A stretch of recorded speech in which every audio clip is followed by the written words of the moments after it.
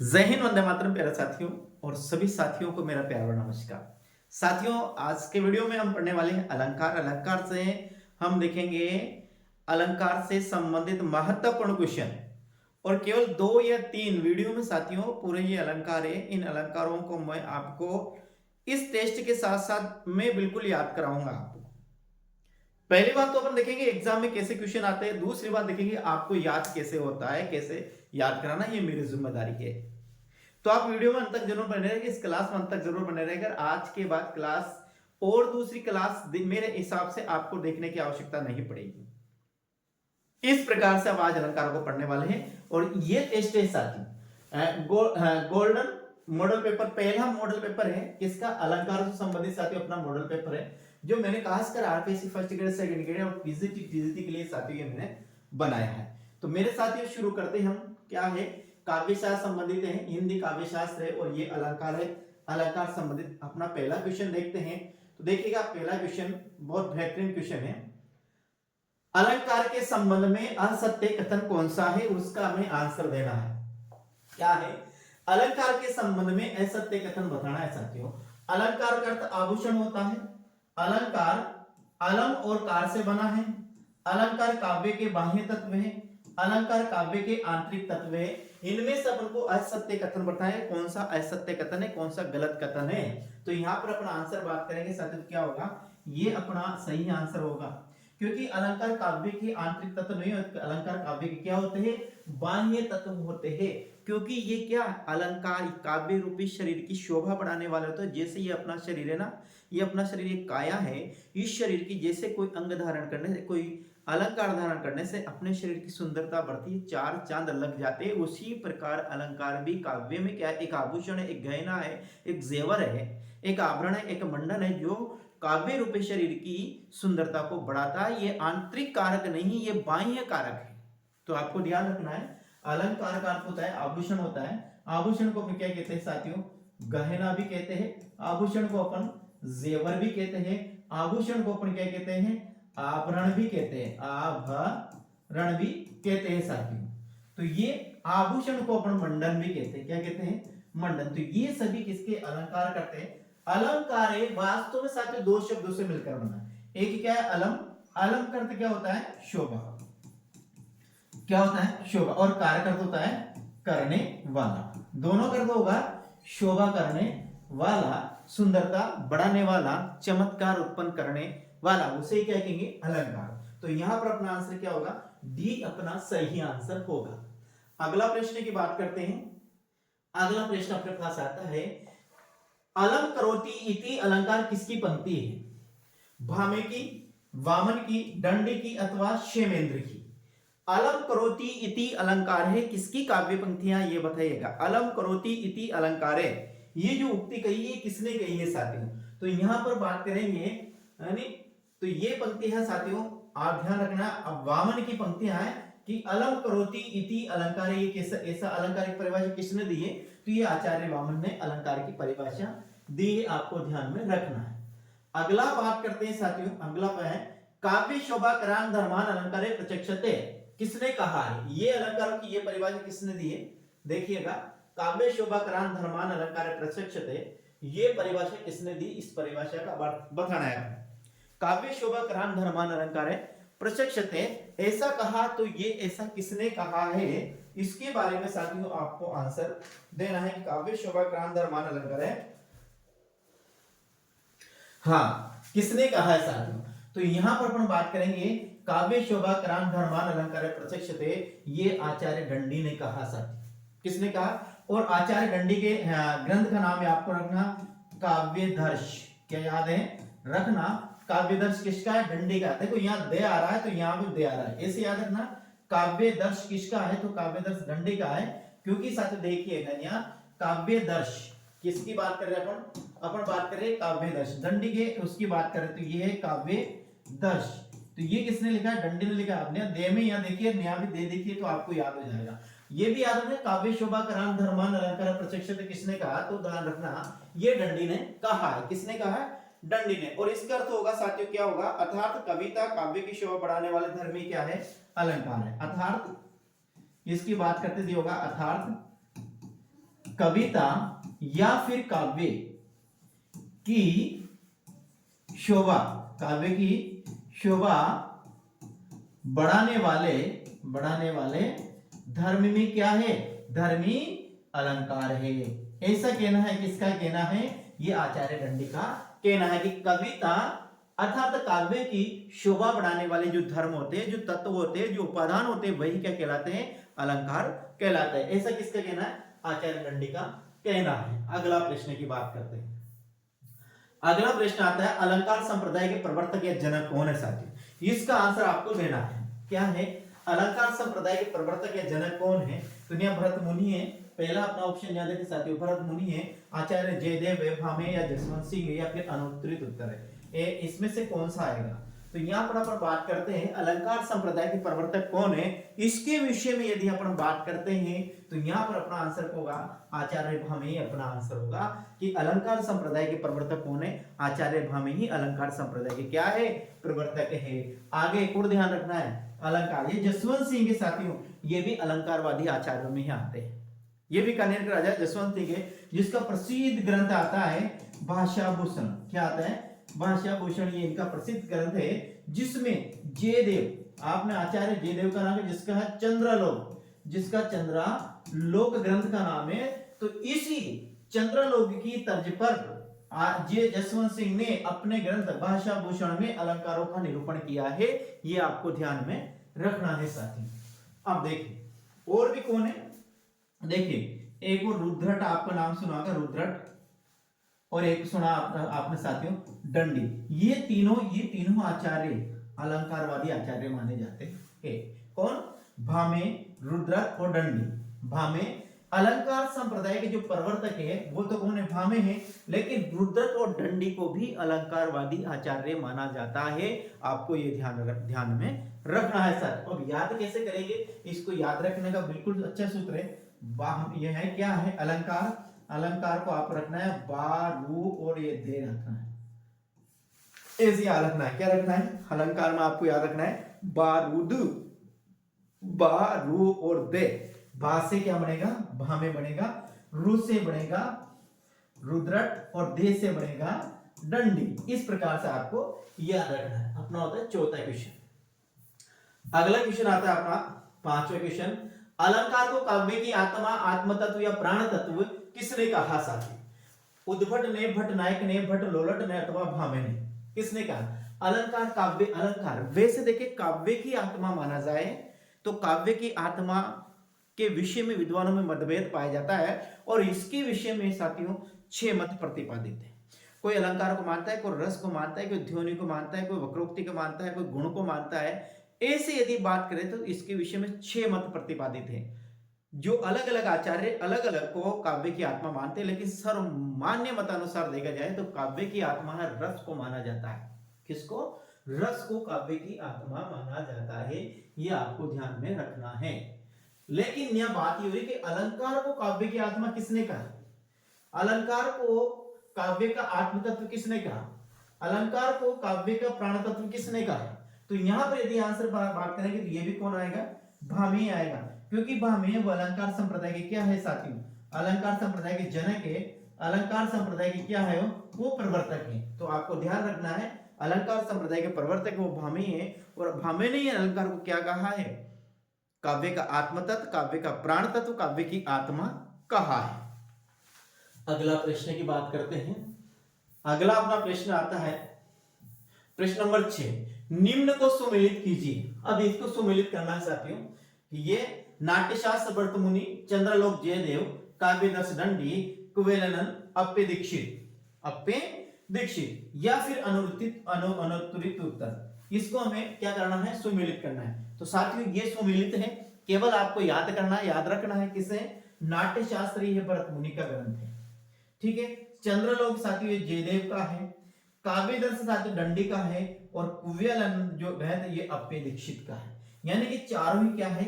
चारों ही अपने यहाँ पर सुमेलित है। आपको ध्यान में रखना है कि काव्य नाट्यशास्त्र किसका है? भरत मुनि का है। चंद्रलोक किसका है? जयदेव का है। काव्यदर्श किसका है? दंडी का है। कुवेलानंद किसका है? ये अप्पे दीक्षित का है साथी। देखिए अपन ने काव्यदर्श दंडी माना था यहाँ पर, चंद्रलोक जयदेव का है, नाट्य शास्त्र आपको भरत मुनि का पता हो गए, और कुविलयानंद आपको याद रखना ये आपके दीक्षित का, यानी चारों ही यहाँ पर चारों ऑप्शन क्या है सुमेलित है। प्रश्न नंबर आप अगले की बात करते हैं, प्रश्न नंबर 7वां है, देखिएगा अलंकार को किसने, शब्द अलंकार, बहुत बेहतरीन प्रश्न है, अच्छा प्रश्न है, समझने की कोशिश कीजिएगा साथियों। हाँ, अलंकार को किसने, कौन सा, एक तो शब्द अलंकार, एक अर्थ अलंकार और एक रूपी अलंकार में किसने विभाजित किया। देखिए अलंकार को मुख्य रूप से 3 भागों में बांटा गया है, क्या, शब्द अलंकार, अर्थ अलंकार और रूपी अलंकार। तो इसको विभाजित करने वाले कौन है, 3 भागों में किसने विभाजित किया। देखिए रूप गोस्वामी, विश्वनाथ, राजनाथ, आचार्य भोज, किसने साथियों इनको विभाजित किया। तो देखिए यहाँ पर अभी आंसर की बात कर रहे हैं साथियों, तो यहाँ पर जो अपना आंसर होगा वे आचार्य भोज होगा। क्या होगा, आचार्य भोज अपना सही आंसर होगा। आचार्य भोज ने अलंकारों को 3 भागों में विभाजित किया है, किसमें, एक तो शब्द अलंकार, किसमें, शब्द अलंकार में, दूसरा है अर्थ अलंकार में, अर्थ अलंकार, और तीसरा है साथियों उभय अलंकार, उभय अलंकार। इन 3 भागों में जो विभाजित किया ये किसने किया, आचार्य भोज ने किया। ध्यान रखना मेरे साथियों, किसने विभाजित किया, ये आचार्य भोज ने किया, और कब किया, 11वीं शताब्दी में किया। ये 11वीं शताब्दी के आचार्य है, कौन, आचार्य भोज। अब देखिए साथियों आगे हम बात करते हैं, अब यहाँ पर कुछ पढ़ते हैं, इसके बाद अगला प्रश्न को अपन देखेंगे साथ। देखिएगा अपन यहाँ बात करते हैं अलंकारों की, किसकी बात करेंगे, अलंकारों की बात करेंगे।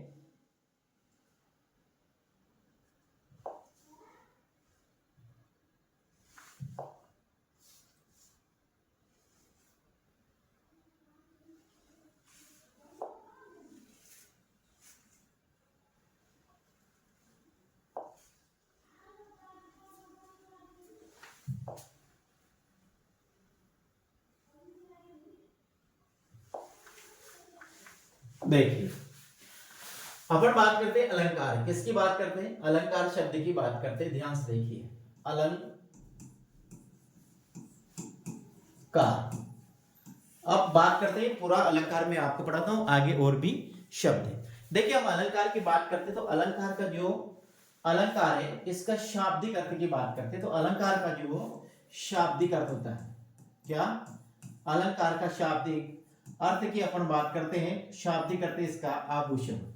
ध्यान रखना साथियों, क्या है, आभूषण अलंकार का शाब्दिक अर्थ है। आभूषण को अपन गहना भी कहते हैं, आभूषण को साथियों अपन जेवर भी कहते हैं, आभूषण को साथियों मंडन भी कहा जाता है। तो ये अलंकार का है शाब्दिक अर्थ। अलंकार अलम करोति इति अलंकार है, ये आचार्य वामन ने अलंकार की परिभाषित किया है। अलंकार का शाब्दिक अर्थ है आभूषण, गहना, जेवर और मंडन। अब जो अलंकार है साथियों 2 शब्दों से मिलकर बना है, एक है अलम है और एक क्या है, कार है। इन 2 शब्दों से मिलकर बना, किससे, अलंकार है वो 2 शब्दों से मिलकर बना है, अलम और कार से। यदि अलम का अर्थ हम देखें साथियों तो अलम का अर्थ होता है साथियों शोभा, यह होता है सौंदर्य, शोभा और सौंदर्य, और कार का अर्थ होता है साथियों करने वाला, क्या होता है, करने वाला। इस प्रकार से अपन देखें तो अलंकार का अर्थ हुआ शोभा करने वाला, क्या है, शोभा करने वाला ही क्या कहलाता है, अलंकार, या फिर सौंदर्य करने वाला क्या कहलाता है, अलंकार कहलाता है। ये हुआ अलंकार का शाब्दिक अर्थ है। आभूषण, गहना, जेवर और मंडन, अलंकार 2 शब्दों से मिलकर बना है। अलम और कार से, अलम करते शोभा या सौंदर्य और कार करते करने वाला, अर्थात शोभा करने वाला और सौंदर्य करने वाला, ये होगा साथियों, क्या होगा, ये होगा अलंकार। अब बात करते हैं अलंकारों के प्रकार की, क्या है, अलंकार के प्रकार। ध्यान से देखिएगा, अपन बात करेंगे अलंकार के प्रकार, किसकी बात कर रहे हैं, अलंकार के प्रकार की बात करें। तो अभी अपन ने प्रश्न देखा 11वीं शताब्दी में आचार्य भोज, कौन, 11वीं शताब्दी में एक हुए आचार्य भोज। ध्यान रखना 11वीं शताब्दी, 11वीं शताब्दी में कौन हुए, 11वीं शताब्दी में हुए साथियों अपने आचार्य भोज।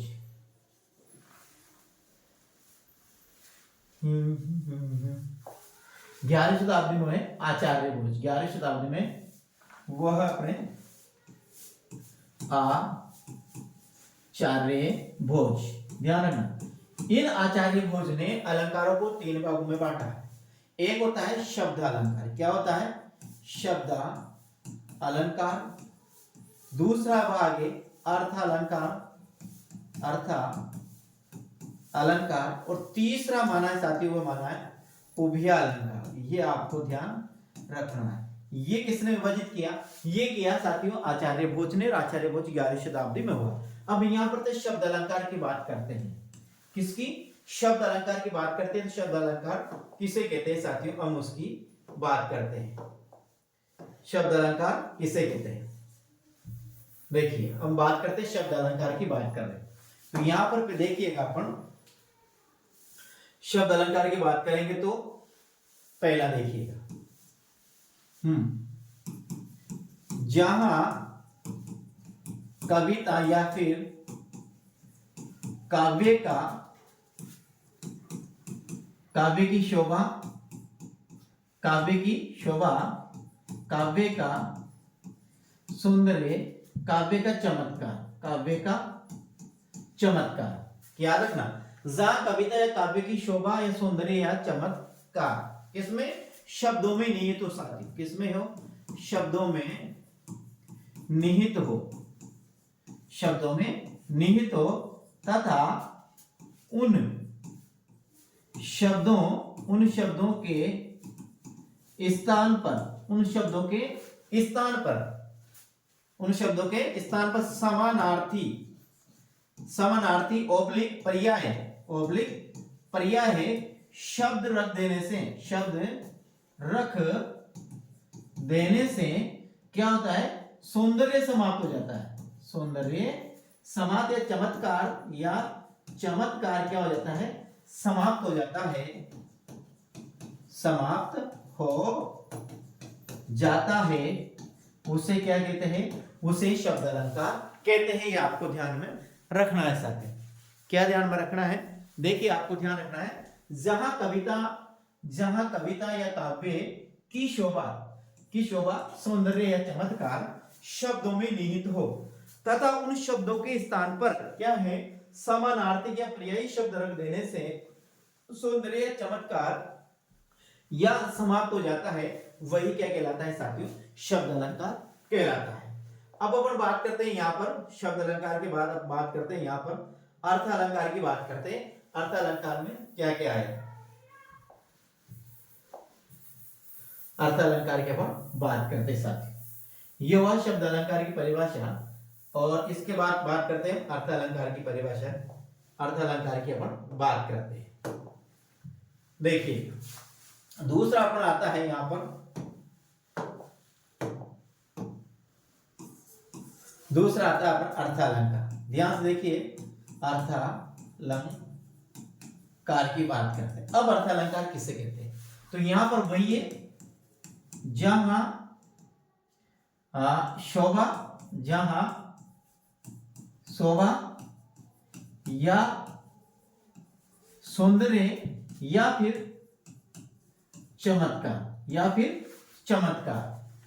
अर्थ में निहित हो, अर्थ में निहित हो तथा समानार्थी या पर्याय शब्द रख देने पर भी सौंदर्य समाप्त नहीं हो। क्या है? रख देने पर भी साथियों सौंदर्य समाप्त, रख देने पर भी सौंदर्य या फिर चमत्कार समाप्त ना हो, उसे क्या कहते हैं? उन्हें ही क्या कहते हैं? उन्हें अर्थ अलंकार कहते हैं। आपको ध्यान रखना है, जहां कविता में या काव्य में जहां शोभा सौंदर्य चमत्कार अर्थ में निहित हो तथा उन शब्दों के स्थान पर समानार्थिक या पर्यायी शब्द रख देने पर भी सौंदर्य या चमत्कार या शोभा समाप्त नहीं होती है, उसे क्या कहते हैं साथियों? उसे अर्थ अलंकार कहते हैं। अब हम आगे बात करेंगे। अगला जो प्रकार आता है अपना आता है उभय अलंकार। कौन सा आता है साथियों? अगला आता है वो अपना आता है उभय अलंकार। तीसरा प्रकार उभय अलंकार, उभय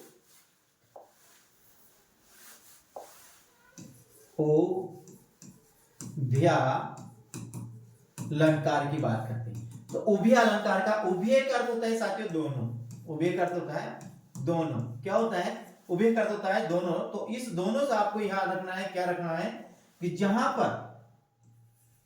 पर शब्द अलंकार प्लस अर्थालंकार दोनों के मिश्रण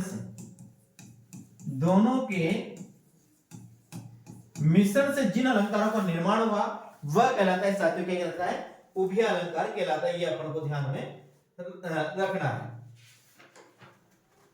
उभय अलंकार दोनों के मेल से जो बने हुए हैं, हाँ, शब्द अलंकार और अर्थ अलंकार दोनों के मिश्रण से या फिर दोनों के मेल से जिस अलंकार का निर्माण होता है उसे उभय अलंकार कहा जाता है। ये अपन को ध्यान में रखना है। अब आगे आप बात करेंगे इसमें, आगे हम बात करने वाले हैं कि अब वह शब्द अलंकार कौन सा है और अर्थ अलंकार कौन सा है। तो देखिए साथियों, अपन बात करेंगे यहाँ पर, पहले अपन बात करते हैं शब्द अलंकार की। किसकी? शब्द अलंकार की बात करते हैं। तो इसमें पहला अलंकार आता है अपना अनुप्रास। कौन सा आता है? अनुप्रास आता है। इसके बाद साथियों अपना आता है यमक आता है। यमक के बाद तीसरा की बात करते हैं तो अपना आता है श्लेष अलंकार आता है, और एक और आता है साथियों वक्रोक्ति। ये जो चार अलंकार है ये क्या है? ये अपने हैं शब्द अलंकार। कौन कौन से? शब्द अलंकार में अपना आएगा अनुप्रास। कौन सा है? अनुप्रास। अनुप्रास के बाद बात करते हैं तो यमक। यमक के बाद बात करते हैं तो अपना आएगा श्लेष, और एक है साथियों वक्रोक्ति। ये जो अलंकार है ये कहलाता है अपना शब्द अलंकार। अब अपन यह बात करेंगे अर्थ अलंकार में कौन कौन सा आते हैं। किसकी बात करें? दूसरा अपना है अर्थ अलंकार। अर्थ अलंकार में कौन कौन आते हैं? तो और देखिए अर्थ अलंकार में पहली बात उत्प्रेक्ष। क्या है? उत्प्रेक्ष अर्थ अलंकार है। उत्प्रेक्ष के बाद उपमा अर्थ अलंकार है। उपमा के बाद बात करते साथियों तो रूपक। कौन? रूपक। रूपक के बाद बात करते हैं साथियों तो संदेह। संदेह के बाद बात करते तो भ्रांतिमान। क्या है? भ्रांतिमान। भ्रांतिमान के बाद बात करते तो विभावना। क्या है? विभावना। विभावना के बाद करते हैं साथियों तो बेटी है अन्योक्ति। क्या है? अन्योक्ति। अन्योक्ति के बाद अतिशयोक्ति। अन्योक्ति, अतिशयोक्ति, समासोक्ति। समासोक्ति, दृष्टांत, उदाहरण, प्रतीक, व्यतिरेक, ये आदि जितने भी है सारे ये सब आएंगे इसमें। किसमें आएंगे साथियों? अर्थ अलंकार में। अब अपने पास आता है एक और आता है अपने पास उभय अलंकार। क्या आता है? उभय अलंकार आता है। तो अपन उभय अलंकार की बात करते हैं। दो याद रखना आपको, उभय अलंकार में केवल दो आएंगे साथियों। एक तो है संकर अलंकार। क्या है? संकर अलंकार। और दूसरा है संस्कृति अलंकार। ये दो अलंकार आते हैं साथियों किसमें? उभय अलंकार में। तो इस प्रकार साथियों आपको ये चीज ध्यान में रखनी है साथियों। आगे हम बात करते हैं।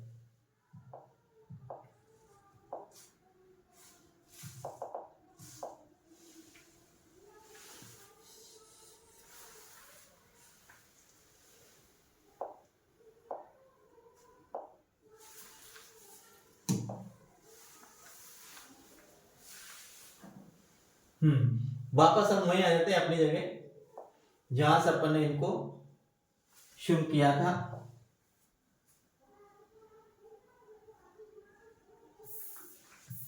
ये अपना प्रश्न आ गया साथ।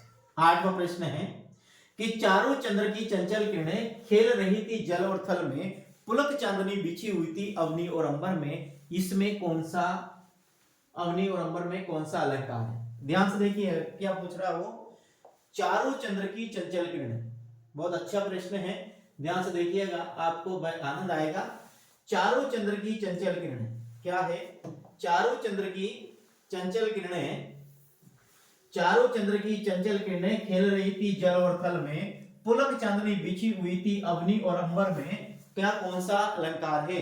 तो साथियों यहाँ पर देखेंगे अनुप्रास है, यमक है, श्लेष है अथवा वक्रोक्ति है। तो मेरे साथियों यहाँ पर यदि हम बात करेंगे तो यहाँ पर अपना आंसर क्या होगा, अनुप्रास अपना सही आंसर होगा। क्या होगा, अनुप्रास। अब अनुप्रास में क्या होता है, अनुप्रास की बात करते हैं। अनुप्रास में वर्णों की आवर्ती होती है साथियों, किसकी, वर्णों की आवर्ती होती है। आवर्ती का मतलब है बार बार आना, बार बार आना, ठीक है। इसमें क्या होता है, दो या एक ही वर्ण, एक ही वर्ण दो या दो से अधिक बार आता है, वहां पर क्या होता है, अनुप्रास अलंकार होता है। ये आपको ध्यान, अनुप्रास अलंकार है ये 4 प्रकार का होता है। क्यों ना, पहला है साथियों छेकानुप्रास, क्या है, छेकानुप्रास। दूसरा की बात करते हैं तो वृत्त्यानुप्रास, वृत्त्यानुप्रास। तीसरा की बात करते हैं श्रुत्यानुप्रास, श्रुत्यानुप्रास। और एक होता है अंत्यानुप्रास, अंत्यानुप्रास। ये अनुप्रास के 4 भेद है, छेकानुप्रास, वृत्त्यानुप्रास, छेकानुप्रास, वृत्त्यानुप्रास, श्रुत्यानुप्रास और अंत्यानुप्रास। ये इसके 4 भेद। और इसमें क्या होता है, एक ही वर्ण बार बार आता है। जैसे यहाँ चे यहाँ पर आया, चे यहाँ पर आया, चे यहाँ पर आया, ये साथियों ये चे आया तो यहाँ पर कौन सा है, वो कौन सा है, मियां अग्नि में भी ए आया, अंबर में भी क्या आया, ए आया साथियों। मियां जल में भी ले आया तो ले में भी क्या आया साथियों, ले आया। और यहाँ भी क्या है साथियों, ले आया। यहाँ भी क्या है, ले आया। यहाँ भी क्या है, चे आया। तो ये क्या है साथियों, जहां पर एक ही वर्ण बार बार आता है वह होता है कौन, अनुप्रास अलंकार। अब देखिए अनुप्रास अलंकार के और भी उदाहरण देखते हैं। तो देखिए यहां पर एक और है, भगवान भक्तों की भयंकर बुरी भीति भगाइए। ये अपना क्या है, भगवान भक्तों की भयंकर बुरी भीति भगाए। तो भगवान में भी यहाँ भय है, भक्तों में भी यहाँ क्या है, भय है, भयंकर में भी क्या है, भय है, बुरी में भी क्या है, भय है, और भगाई में भी क्या है, भय है। तो इस पंक्ति में भी क्या है, यानी कि एक ही वर्ण बार बार आ रहा, तो यहाँ पर क्या है, अनुप्रास अलंकार। एक और अपन बात करते हैं, जैसे समझने के लिए खड़ग, खड़ग सिंह, खड़ग सिंह के खड़गने, खड़गने से खड़ग खड़कती, खड़कती है खिड़कियां, खिड़कियां। तो यहाँ देखे एक ही ये खड़क सिंह में खे, खड़कने में खे, खड़कती में खे, और खिड़कियों में भी क्या है, खे। यानी एक ही पर एक ही इसमें खे बार बार आ रहा है, इसलिए यहाँ पर क्या है, अनुप्रास अलंकार। एक और ध्यान रखिएगा, तरणी तनुजा, तरणी तनुजा तट, तट तमाल, तमाल तरुवर बहु चाय। क्या है, तरणी, तरणी में ते, तनुजा में ते, तट में ते, और तमाल में ते, और तरुवर में थे। यानी कि एक वर्ण यह बार बार आना है, तो यहाँ क्या है, अनुप्रास अलंकार। ऐसे आपको ध्यान में रखना है। अगला प्रश्न अपने पास आता है, हाँ, सदगुरु की महिमा अनंत, अनंत किया उपकार, लोचन अनंत उगाड़िया, अनंत दिखावन आर।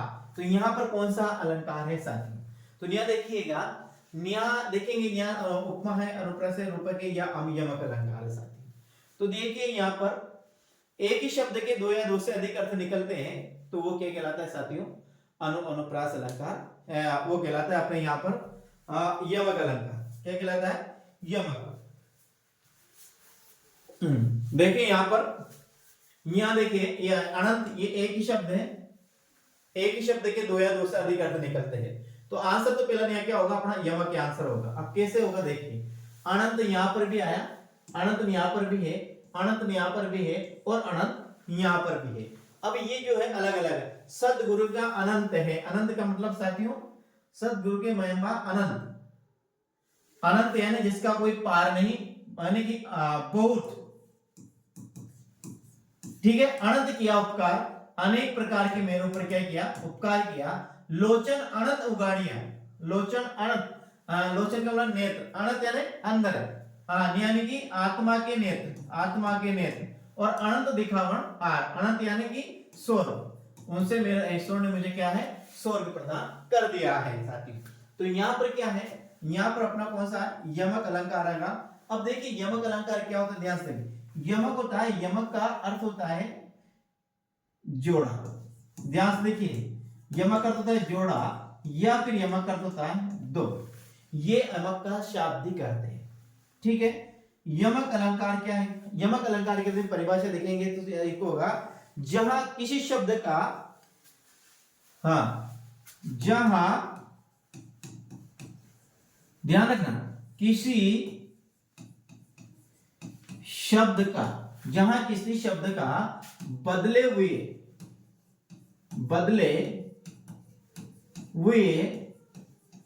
अर्थ में प्रयोग हो, उसे क्या कहते हैं, उसे साथियों यमक अलंकार कहते हैं। जहां कविता में, जहां किसी शब्द है, जहां कविता या काव्य में किसी शब्द का बदले हुए अर्थ में प्रयोग हो, किसमें, बदले हुए अर्थ में प्रयोग हो। जैसे यहाँ इस अनंत का अर्थ अलग है, इस अनंत का अलग है, इस अनंत का अलग है, और इस अनंत का क्या है, अलग है, सभी का। तो जहां कविता या काव्य में किसी शब्द का बदले हुए अर्थ में प्रयोग हो, अर्थात अर्थ भी, शब्द भी अनेक बार आए और अर्थ भी उसका प्रत्येक बार क्या हो, अलग अलग हो, अर्थात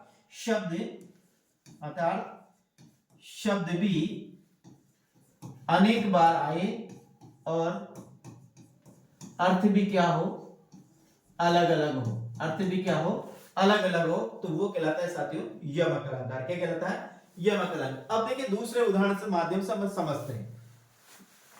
यूं भी कह सकते हैं, जहां किसी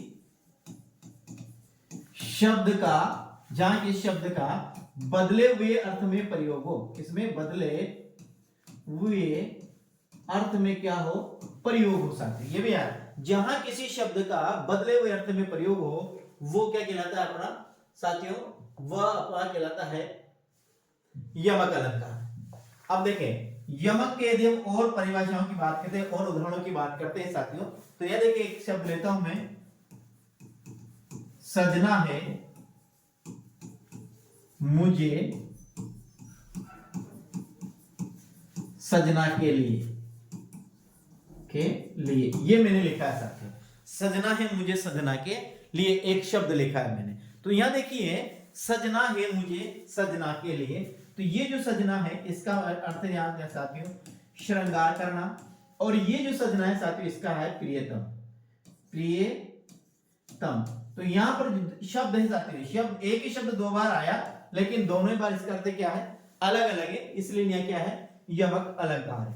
एक और उदाहरण लेते हैं साथियों, यहां प्रसिद्ध उदाहरण है,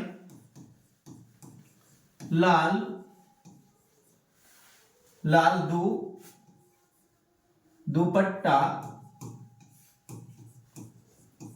मलमल का कि दिल मेरा मल जाए, ये साथियों दूसरा है। अब देखिए यहां लिखा हुआ अपन ने, ये है लाल दुपट्टा मलमल का कि दिल मेरा मलमल जाए।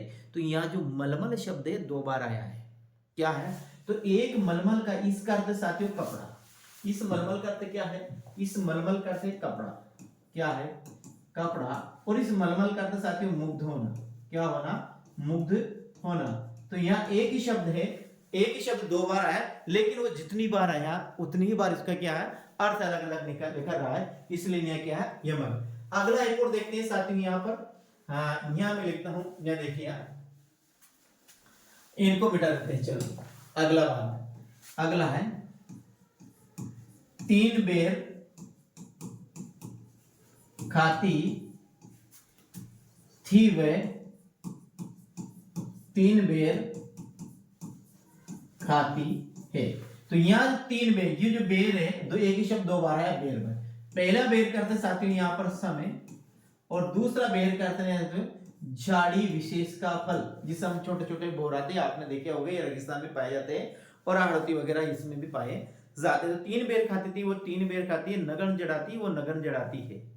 ये जो पंक्ति है ये किसकी, रीतिकाल के प्रसिद्ध कवि भूषण की पंक्तियां हैं, जिसमें मुगलों की स्त्रियों को डर का इसमें वर्णन किया गया है कि जो अपने राजमहलों में रहकर दिन में 3-3 बार भोजन करती थी, वही स्त्री आज शिवाजी के डर से जंगल में भटक रही है और झाड़ियों को 3 बेर खाकर वो अपना जीवन यापन कर रही है साथियों। तो ये इसका एक और उदाहरण देखिएगा, और भी उदाहरण होगा इसमें। देखिए यह है साथियों, देखिए काली घटा का घमंड घटा। काली जो घटा है, यह घटा क्या है, बादलों का समूह। इस बादलों का समूह, इसका अर्थ है बादलों का समूह, और इसका अर्थ है कम होना, इसका अर्थ है कम होना। इसी प्रकार आपको ध्यान रखना है, कोई भी शब्द यदि एक या दो या दो से अधिक बार आता है तो वहां पर, और प्रत्येक बार यदि उसका अर्थ अलग अलग है तो वो कहलाता है, वो वहां पर होता है यमक अलंकार। इसके बाद अपन को बात करनी है साथियों, अगला आता है अपना बात 10वां प्रश्न, चीर जीवो जोरी जुरे क्यों ने समय गंभीर को गटी वृक्ष मानो जा भयाल करके वीर। साथियों तो यहाँ पर कौन सा अलंकार है, तो यहाँ पर साथियों देखिए विशेषोक्ति है, अतिशोक्ति है, या फिर श्लेष है, या फिर अमक है, यमक है। तो यहाँ पर यदि हम इसके बात करेंगे साथियों, तो यहाँ पर अपना आंसर क्या होगा, श्लेष अलंकार। अब श्लेष अपना सही आंसर होगा। अब श्लेष की यदि हम बात करते हैं साथियों, श्लेष किसे कहते हैं, तो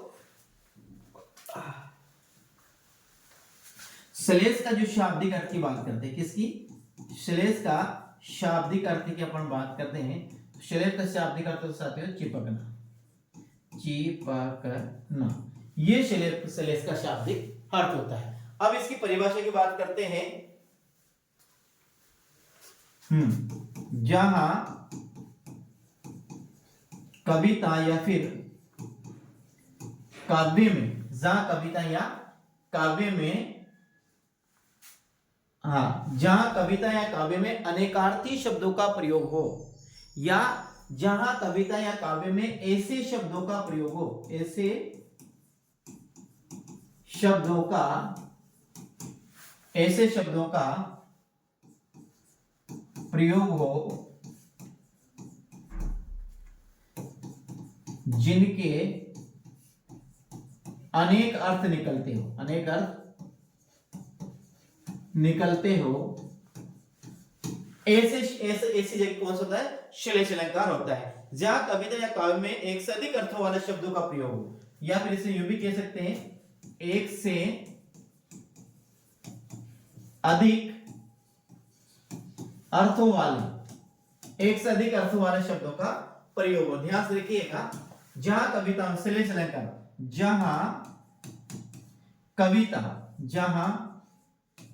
कविता या फिर काव्य में एक से अधिक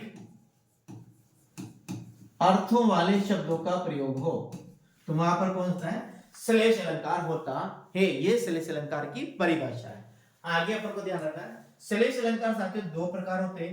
एक होता है सभंग श्लेष होता है, और एक होता है साथियों अभंग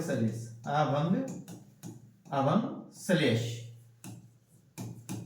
सभंग श्लेष जहां पर शब्द के बिना टुकड़े हैं, शब्द के टुकड़े करने पर अर्थ निकलता है वो सभंग श्लेष, और जहां शब्द के बिना टुकड़े किए भी अर्थ निकलता है साथियों, वो कहलाता है अभंग श्लेष। तो याद रखना, श्लेष के यहाँ पर कितने होते हैं, 2 भेद होते हैं। अब यहाँ पर अपन बात करते हैं साथियों, तो ये जो शब्द है, इस शब्द में भी क्या है, यहाँ पर सभंग श्लेष, क्या है, सभंग। क्यों जोरी जुए क्यों ने सने गंभीर को गटी ये वृक्ष बानु जा भयल दर के वीर। साथियों तो देखिए यहाँ पर यहाँ हल दर के वीर की बात करते हैं अपन, तो ये वृक्ष बानु जा, तो देखिए इसके एक बात करते हैं, इसका अलग करते हैं अपन। तो एक तो है वृषभ प्लस अनुजा, यानी कि वृषभ यानी बेल की अनुजा, एक और अर्थ होगा साथियों यहाँ गाय, ठीक है।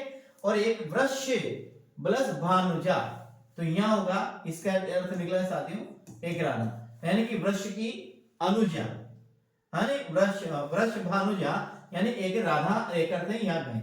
इसी प्रकार इस शब्द के देखें यहाँ पर अपन, ये हलदर है, तो ये तो हलदर का अर्थ है साथियों कौन है, यहाँ है कौन, हलदर में भगवान श्री कृष्ण के बड़े भाई का नाम बलराम, क्या है बलराम, तो बलराम का भाई यहाँ हलदर के भी, एक तो क्या हो गया कृष्ण हो गया, और एक है हलदर, हलदर यानी यहाँ हो गया साथियों किसान, हलदर हो गया किसान, या फिर बेल, क्या हो गया बेल, ठीक है, क्या हो गया हलदर यानी बेल हो गया। तो ऐसे याद रखना आपको साथियों कि यहाँ पर जो एक ही शब्द के यानी कि श्लेष अलंकार में ऐसे शब्द आते हैं जिनके साथियों अनेक अर्थ निकलते हैं, जहां पर ऐसे शब्द का प्रयोग होता है वहां पर श्लेष अलंकार होता है। यानी जहां पर कविता है काव्य में, कविता है और काव्य में साथियों एक से अधिक अर्थों वाले शब्दों का प्रयोग हो वह श्लेष अलंकार कहलाता है। श्लेष अलंकार दो भेद होते हैं, अभंग श्लेष और सबंग श्लेष, और यमक के भी दो भेद होते हैं, अभंग यमक और सबंग यमक होते हैं।